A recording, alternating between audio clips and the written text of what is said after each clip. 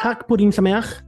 Vamos a estudiar y analizar los misterios de la reina Esther y este libro, el cual nos muestra una de las festividades menores, la cual podemos encontrar en esas palabras. Es parte del canon bíblico del pueblo de Israel. Es una epístola que tiene grandes misterios y nos revela al Mesías Yeshua oculto a través de sus palabras. Cada año, en el 14 día del mes hebreo de Adar, el pueblo judío alrededor de todo el mundo celebra la festividad de Purim. Purim es una palabra hebrea que significa suertes, y esta la encontramos en Esther 9, del 24 al 26, donde dice: pues Amán, hijo de Amedatá, el agageo, enemigo de todos los judíos, había hecho planes contra los judíos para destruirlos y había echado el pur, es decir, la suerte, para su ruina y destrucción. Pero cuando éste llegó al conocimiento del rey, éste ordenó por carta que el perverso plan de Amán, que Amán había tramado contra los judíos, recayera sobre su cabeza y que él y sus hijos fueran colgados en la horca. Por eso, estos días son llamados Purim, suertes en español, por el nombre Pur.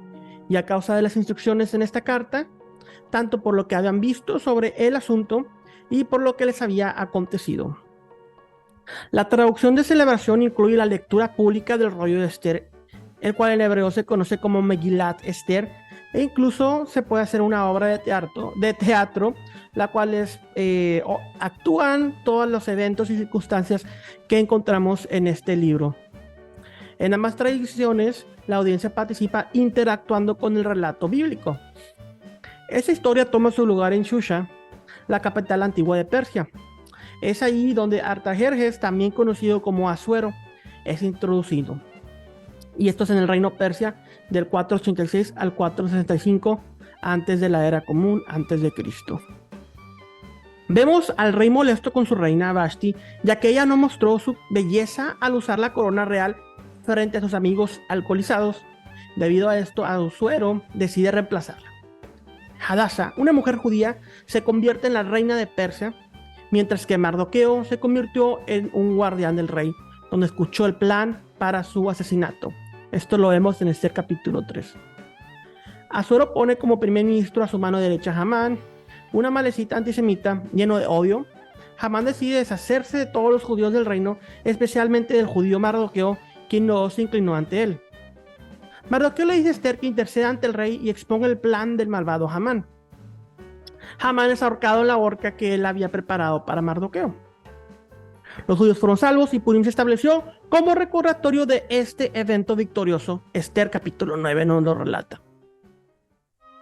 Un hecho conocido sobre el libro de Esther es que no solo tenemos a una mujer judía encubierta en Esther, bajo este nombre o bajo este disfraz de Esther gentil, y esta mujer judía se llamaba Hadasa. Ese era el nombre real hebreo de Esther, de la reina Esther. Pero también tenemos en este misterio oculto a la misma Shekinah, la presencia de Dios también oculta dentro de este relato.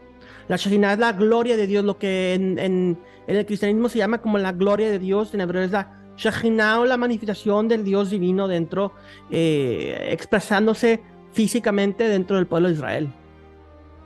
Y es por esto que por poco el libro de Esther era excluido del canon bíblico.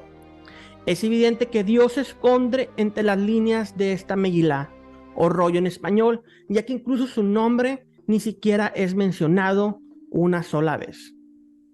Mas, sin embargo, hay innumerables pistas que nos hablan de su actividad encubierta.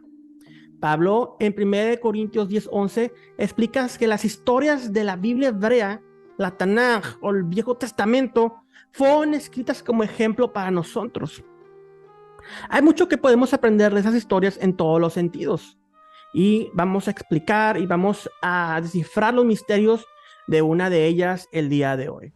Recordemos que Esther no era su verdadero nombre, como ya lo hemos mencionado, y que en realidad sus padres judíos la llamaron Hadasa, que en hebreo es el nombre de la planta de mirto. Incluso Hadasa, así se llama mi hija.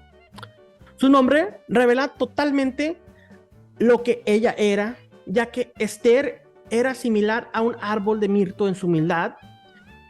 Esther era humilde y sin pretensiones. modesta y delicada. Ella solo revela su identidad judía hasta que es absolutamente necesario. En hebreo, Esther significa estrella. Y de los árboles de mirto brotan unas flores en forma de estrella. Por lo tanto, aquí vemos la conexión entre sus dos nombres. De Hadassah, el árbol de mirto, brota Esther, la estrella. O en otras palabras, la verdadera esencia de Esther está enraizada en Hadassah. El nombre de Esther, estrella, por lo tanto, es un remés, una pista lingüística de la estrella de Jacob. Esa estrella la encontraremos en Números 24:17, donde Bilam profetiza acerca del futuro rey Mashiach, donde dice: lo veo, pero no ahora, lo contemplo, pero no cerca. Una estrella saldrá de Jacob y un cetro se levantará de Israel, que aplastará la frente de Moab y derrumbará a todos los hijos de Set. El nombre de Esther, o estrella en español, suena similar a la palabra hebrea Hes-Stair, que significa secreto o escondido. El mes de Adar representa la preparación para la revelación de lo escondido, y esto es Yeshua, la estrella de Jacob, el Mesías, quien trae la redención final al pueblo de Israel. Este mes de Adar es la celebración de Purim, el cual está asociado con la reina Esther y en la literatura rabínica representa al Mesías oculto. Deuteronomio 31:18 dice: pero yo ciertamente esconderé mi rostro, Haster Astirpani, en aquel día por todo el mal que ellos habrán hecho, por haberse vuelto a dioses ajenos. Aquí vemos la palabra hebrea oculta o esconder repetirse 2 veces. La frase en aquel día de Deuteronomio 31:18 nos proporciona una pista lingüística, la cual indica que el verso es de naturaleza mesiánica. La repetición de la palabra esconder o ocultar, Haster Astir, tiene su raíz en la palabra Esther, la cual nos habla de un remés, una pista lingüística. Aquí vemos que la historia de Esther en el 14 de Adar nos habla de un Mesías oculto, y la redención del 14 de Nisan, la Pascua, Pesaj, nos muestra una plena revelación de redención mesiánica. Por eso primero vemos el 14 de Adar a Purim, celebramos Purim, y después se revela esto el 14 de Nisan, Pesaj. Es evidente por los profetas de Israel e incluso por las revelaciones del Brit Hadashah que la redención de Egipto, conocida como el Éxodo, está conectada a la redención del Mashiach. Esta se conoce como el segundo Éxodo. El profeta Miqueas en el capítulo 7, verso 15 dice: como en los días de tu salida de la tierra de Egipto, te mostraré milagros. Ya que la redención del primer redentor, Moshe Rabenu, Moisés, es una sombra o prototipo del segundo éxodo liderado por Yeshua, la redención de Yeshua conlleva plagas y acontecimientos similares. Claramente vemos, como hemos explicado en otros videos, la conexión de Éxodo y las plagas. Hice un video específicamente hablando de Apocalipsis 16, donde conecto y relaciono estos dos eventos y cómo es que se revela el segundo Éxodo a través de Yeshua y las similitudes entre Yeshua, el Éxodo de Apocalipsis y el Éxodo de Moisés. Vemos acontecimientos similares a los vistos en Egipto, de acuerdo al libro de Apocalipsis. Esther habla del nombre de su pueblo, y el mirto en las escrituras es una imagen del Tzadik, el justo. En Esther 4:16, ella le pide al pueblo judío respaldo de 3 días y 3 noches de ayuno y oración. Esto representa al Santo Mashiach, quien después de 3 días y 3 noches resucitó entre los muertos y nos llenó de su gracia y amor. Después, Esther se atreve a entrar con valentía en la sala del trono, con la esperanza de encontrar gracia ante el rey. El bondadoso rey le tiende su cetro y le invita a acercarse a él con confianza. En esta reunión, ella encuentra favor ante sus ojos y él anima a pedir lo que quiera, incluso hasta la mitad del reino, que incluía 127 provincias, desde la India hasta Etiopía. Este cetro en sí es muy significativo y ese símbolo se menciona en algunos lugares clave de las escrituras. Como de costumbre, la primera mención contiene la clave de su significado y la encontramos en Génesis 49:10, donde dice: el cetro no se apartará de Judá, ni la vara del gobernante de entre sus pies, hasta que venga Shiloh, y a él será dada la obediencia de los pueblos. Esta profecía que Jacob le da a su cuarto hijo Judá es una profecía mesiánica. El Mesías como rey vino de la tribu de Judá y sostendrá legítimamente el cetro. En el Salmo 67 y 108:8, Dios llama a Judá su cetro. Otro pasaje profético clave está en el verso mencionado anteriormente, en Números 24:17, donde dice: lo veo, pero no ahora, lo contemplo, pero no cerca. Una estrella saldrá de Jacob, un cetro se levantará de Israel. Bilam pronunció esta profecía sin darse cuenta de la poderosa verdad de sus palabras. Analicemos la configuración misma de esta historia. Un palacio ornamentado con tapices tejidos, vasijas de plata y oro, muebles hermosos y una habitación interior en la que uno no debe de entrar, ya que si uno entra, debe enfrentarse a la muerte. Y solo puede entrar aquel que ha cumplido ciertos estrictos requisitos. ¿A qué le suena esto? En este libro vemos a un rey todopoderoso entronizado en el interior que puede conceder solicitudes, y las túnicas reales son un código de vestimenta esencial para acercarse al rey en su cámara. Todas estas cosas son sombras, tipos del tabernáculo, el templo y el protocolo de nuestro encuentro con Dios mismo en su trono. Pablo dice en Hebreos 4, del 14 al 16: por tanto, teniendo un gran sumo sacerdote quien traspasó los cielos, Yeshua, el Hijo de Dios, retengamos nuestra profesión, porque no tenemos un sumo sacerdote que no pueda compadecerse de nuestras debilidades, sino uno que fue tentado en todo según nuestra semejanza, pero sin pecado.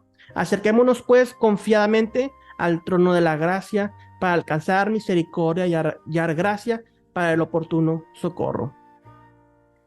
El contexto de este pasaje es Yom Kippur, el día de la expiación, el cual era el único día en el que el sumo sacerdote podía entrar en el Kodesh HaKodeshim, lugar santísimo. En Juan 14:16, el Mesías dice: yo soy el camino, la verdad y la vida. Nadie viene al Padre si no es por mí. Ani vederek ve'emet ve'chaim. Así como Esther intercedió por su pueblo y encontró gracia ante el rey, el santo Mesías surgió de la tribu de Judá, de Israel, de Jacob, y solo es a través de él que podemos acercarnos al trono de Dios, ya que él intercede por nosotros ante el Padre celestial. En el Cerdo 5 vemos el linaje ancestral de Mardoqueo. De ahí viene la fortaleza de Susa, un judío que se llamaba Mardoqueo, hijo de Yair, hijo de Simei, hijo de Cis, el benjamita. Cis, o Kish en hebreo, es el mismo ancestro del rey Saúl. En 1 Samuel 9, del 1 al 2 dice: ya había un varón de Benjamín, hombre valeroso, el cual se llamaba Cis, hijo de Abiel, hijo de Seor, hijo de Bejorá, hijo de Afía, hijo de un hombre de Benjamín, y tenía un hijo que se llamaba Saúl. Por otro lado, el linaje ancestral de Hamán lo encontramos en Esther 3:1. Después de esas cosas, el rey Asuero engrandeció a Amán, hijo de Amadatá, Agageo, y lo ensalzó y puso su silla sobre todos los príncipes que estaban con él. De acuerdo a la escritura y a la tradición judía, Agageo es descendiente del rey amalecita Agag, quien fue enemigo de Israel durante el reinado del rey Shaul Hamelech, y esto lo encontramos en 1 Samuel 15, del 7 al 33. Esto nos informa que Amán, un descendiente de Agag, y Mardoqueo, un descendiente de Shaul, han heredado conflictos antiguos entre los israelitas y los amalecitas. La escritura dice que Dios le ordenó al rey Saúl destruir la tribu antisemita de los amalecitas. Esto lo leemos en 1 Samuel 15, del 1 al 3, y también vemos en Éxodo 17, 8, 16 este conflicto. Aunque Saúl conquistó a los amalecitas en batalla, él se quedó con lo mejor del ganado y le perdonó la vida al rey de Agag. 1 Samuel 15, 9. Al día siguiente, el profeta Samuel reprendió a Saúl por su desobediencia y despedazó a Agag. Esto lo vemos en 1 Samuel 15, 33. Pero la descendencia de Agag se multiplicó. Bastó con tan solo una noche más de vida y el antisemitismo de su semilla llegó hasta su descendiente Hamán. De igual forma, en nuestras vidas no podemos permitir que el pecado viva un día más en nosotros. Esto puede ser mortal. A los descendientes de Shaul Mardoqueo y Esther, se les dio otra oportunidad de llevar a cabo la instrucción de Dios, de destruir a los amalecitas por medio de su descendiente Hamán, quien todavía estaba decidido en aniquilar al pueblo de Israel. Era así como si todo el escenario hubiera sido planeado y orquestado desde hace mucho tiempo. Pablo, en Colosenses 2:17 dice, por lo cual es sombra de lo que ha de venir. En el pensamiento judeo-mesiánico, Mardoqueo es visto como una tipología de Yeshua. Encontramos varios paralelos bíblicos o sombras del Mesías entre los relatos del libro de Esther y los evangelios. Veamos algunos de ellos. Mardoqueo no se sometió ante el malvado rey Hamán. Yeshua no se sometió ante Satanás en la tentación del desierto de Mateo 4. Mardoqueo y Yeshua fueron acusados falsamente. A ambos se les echaron suertes. Esto lo vemos en Mateo 27:35, y habiéndosele crucificado, se repartieron sus vestiduras echando suertes. Y Esther 3:6-7, la palabra purim, suertes. Y ambos fueron sentenciados a morir en un árbol, uno en el poste de madera de una horca y el otro en la cruz en el madero. Ambos tenían vestimentas reales, las cuales se les fueron puestas para que después pasearan por las calles.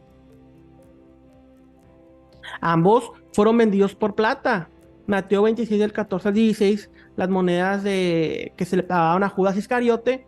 Y en Esther 3 del 8 al 11 dice, y Amán dijo al rey Asuero, hay un pueblo esparcido, diseminado entre los pueblos en todas las provincias de su reino. Sus leyes son diferentes de la de todos los demás pueblos y no guardan la ley del rey. Así que no nos conviene al rey dejarlos vivos.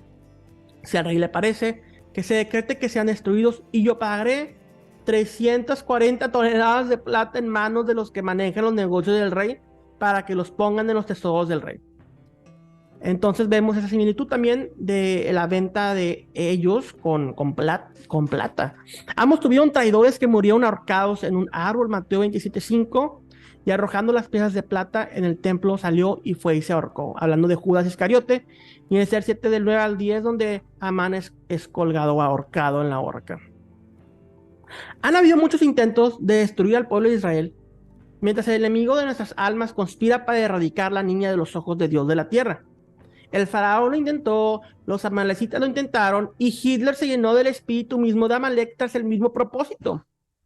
Este es el espíritu del antimesías, del anticristo. El pueblo de Israel siempre ha estado rodeado de enemigos, hostilidad y amenazas de muerte, e incluso hoy en día hay líderes políticos que hablan abiertamente de borrar a Israel del mapa. Pero así como Dios estaba moviendo los hilos de manera encubierta para crear una serie de eventos orquestados sobrenaturalmente para salvar a Israel en el exilio en los días de Esther, así nos mantendrá el día de hoy. La historia de Esther nos demuestra que Dios está lleno de gracia, que nunca nos abandona y que nos permite pasar por las pruebas otra vez para que las aprobemos. Nuestro Dios es un Dios de segundas oportunidades. Salmos 121:4 dice, jamás se adormecerá ni dormirá el guardián de Israel, Shomer Israel. La actividad de Dios en el libro de Esther solo puede ser insinuada. Un curioso deseo nocturno de leer libros del registro, una reunión casual a medianoche en el patio del palacio. Pero también leemos que el pueblo judío envió oraciones, lo que implica que Dios, el destinatario de esas oraciones, contestó a las peticiones del pueblo de Israel. Incluso hay conciencia de Dios entre el campamento de Amán. Su esposa le advirtió que luchar contra Israel es un esfuerzo sin sentido.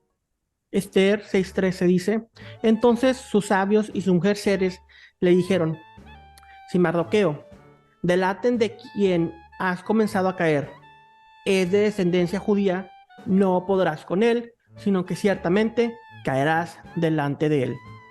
En hebreo, este verso es muy enfático. Nafot tifol lifanav. La ruina de Hamán estaba asegurada. Él no podría luchar contra el judío Mardoqueo. ¿Cómo es que ellos sabían de su fracaso? En Esther 5:14, ellos fueron los que aconsejaron ahorcar a Mardoqueo. Ellos sabían esto por la historia, por la Biblia y la profecía. Comprendieron que el pueblo judío tenía una fuerza sobrenatural de su lado. Dios promete en Zacarías capítulo 12 que aquellos que se oponen al pueblo judío solo se dañarán a sí mismos al final. Dios llamó a Esther a interceder por el pueblo judío y gracias a su valor y sabiduría el pueblo de Israel obtuvo salvación. El linaje con Judá continuó y el Mesías llegó a Israel con el paso del tiempo.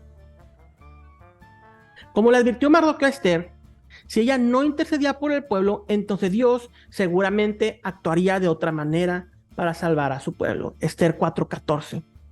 Porque si permaneces callada en ese tiempo, alivio y liberación vendrán de otro lugar, Macón, para los judíos, pero tú y la casa de Israel perecerán. Y quién sabe si para una ocasión como esta, tú habrás llegado a ser reina. Esto es similar a lo que encontramos en el Brit Hadashah, en el Nuevo Testamento. Lucas 19:40 dice: les digo que si estos se callan, las piedras clamarán.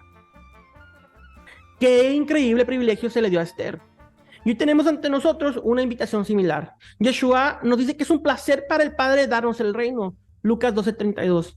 Gracias a nuestro Mesías, el cetro de Dios, tenemos el derecho y la invitación de acercarnos con valentía ante el trono de Dios. Entonces podemos pedir por nuestras necesidades.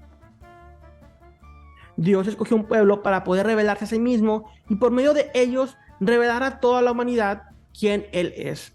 Por medio de Israel, Dios reveló su palabra, su plan y al Mesías.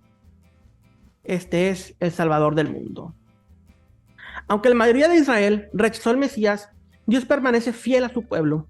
Existe un remanente lleno de gracia.